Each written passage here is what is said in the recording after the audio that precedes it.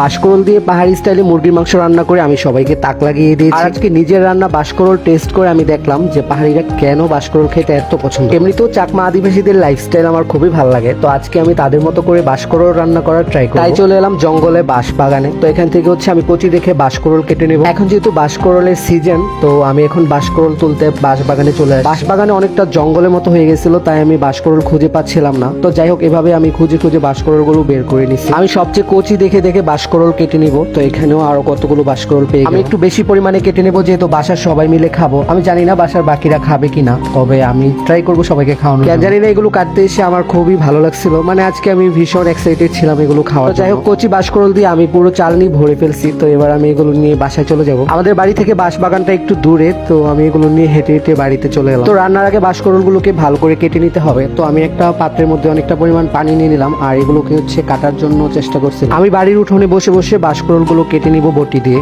প্রথমে আমি বুঝতেই পারছিলাম না এগুলো কিভাবে কাটতে হয়, তারপর একটা টেকনিক বের করে আমি এগুলোকে এভাবে ঠিক পরিষ্কার করে নিলাম। আর বাঁশকরলের ঠিক কচি অংশটা আমি নিব, যেগুলো একদমই নরম হয়। আর কাটার সময় বোঝা যায় যে কোনগুলো নরম আর কোনগুলো শক্ত, আর শক্ত অংশগুলোকে ফেলে দিতে হয়। তো এভাবে পরিষ্কার করে করে আমি বাঁশকরল গুলোকে স্বচ্ছ পানিতে দিয়ে দিব। ঠিক চাকমারা যেভাবে শক্ত অংশগুলোকে ফেলে দিয়ে নরম অংশগুলোকে নেয়, আমি ঠিক সেভাবেই নেওয়ার ট্রাই করছি। আর লম্বাগুলোকে আমি এরকম মাঝখান দিয়ে দুই ভাগ করে কেটে নেব। আমি একটু বড় টুকরো করেই রান্না করে নেব, যেহেতু চাকমারাও বড় টুকরো করেই রান্না করে। আর আমি যেহেতু মুরগির মাংস দিয়ে ঝাল করে রান্না করবো, তাই বড় টুকরো হলেই দেখতেও ভালো লাগবে। তো উঠোনে মাচায় বসে বসে আমি এরকম বাঁশকরলগুলোকে কেটে নিচ্ছি। তো এবার এগুলো খুব ভালো করে ধুয়ে নিতে হবে। তো বড় একটা বলের মধ্যে পানি নিয়ে আমি প্রায় 4-5 বারের মতো এগুলো ধুয়ে নিচ্ছি। আর ধোয়ার পর বাঁশকরলগুলো দেখতে আরো বেশি সুন্দর লাগছিল। তো যাই হোক, এবার এগুলো থেকে পানি ঝরিয়ে নিই। তাই আমি একটা বাঁশের চাল নিতে ঢেলে পানি ছড়িয়ে নিলাম। তো রান্নার জন্য বাঁশকরল রেডি, তবে তার আগে আমাকে আরো একটা কাজ করতে হবে, আর সেটা বাঁশকরলগুলোকে পানিতে সেদ্ধ করে নিতে হবে। তাই চুলায় পানি বসিয়ে দিলাম আর পরিমাণ মতো লবণ দিয়ে গরম করে এবার গরম পানিতে কেটে ধুয়ে রাখা সবগুলো বাঁশকরলের টুকরো দিয়ে দিলাম। আর এগুলো কিছুটা সময় সিদ্ধ করে আমি এগুলোকে ফুল সিদ্ধ করব না, হাফ সিদ্ধ করব। তো প্রায় 10 মিনিটের মতো আমি বাঁশকরলগুলোকে সিদ্ধ করে নিচ্ছি। আর সেদ্ধ করার টাইমে বাঁশকরল থেকে রং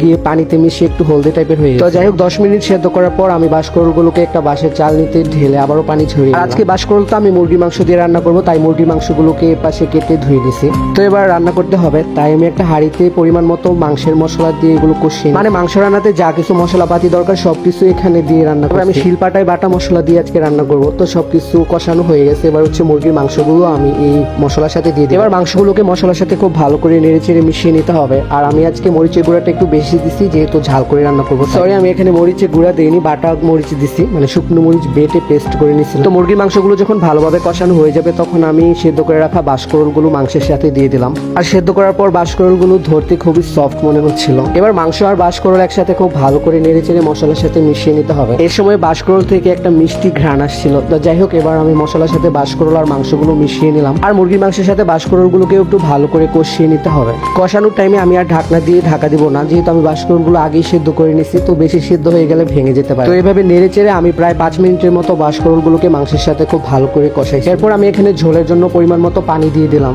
পানি দিয়ে আবারও একটু নেড়ে চেড়ে মশলার সাথে মিশিয়ে নিলাম। তারপর একটা ঢাকনা দিয়ে ঢেকে এগুলো আরো কিছুক্ষণ রান্না করে। তো 10 মিনিট রান্নার পর আমি ঢাকনাটা সরিয়ে দেখলাম যে বাঁশকরলগুলো এখনো রান্না হয়। তারপর আবারও ঢাকনা দিয়ে ঢেকে আরো কিছুটা সময় রান্না করে নিলাম, যতক্ষণ না পর্যন্ত ঝোলটা ঘন হয়ে আসে। তো গাইস, ফাইনালি আমার বাঁশকরলের তরকারি রান্না করা হয়ে গেছে। তো এবার আমি গরম গরম ভাত আর সাথে লেবু নিয়ে নিলাম। আর নিয়ে নিব মুরগির মাংস দিয়ে রান্না করা বাঁশকরলের তরকারি।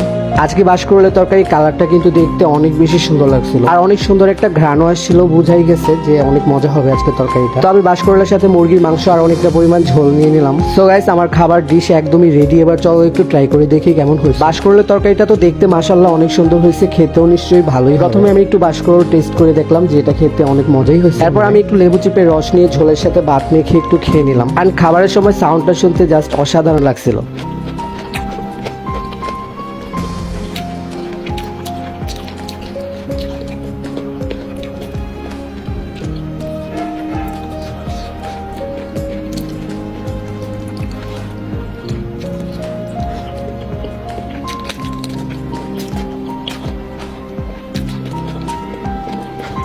আমার খাবারের সাউন্ড শুনে নিশ্চয়ই বুঝে গেছো যে আমি কত মজা করে বাঁশকরলের তরকারি দিয়ে ভাত খাচ্ছি। কচি বাঁশকরলগুলো এত সুন্দরভাবে সেদ্ধ হয়েছে, একদম ধরার সাথে সাথেই ভেঙে যাচ্ছিল। বাঁশকরল খেতে আসলেই মজা, আর এর ঘ্রাণটা অনেক মিষ্টি।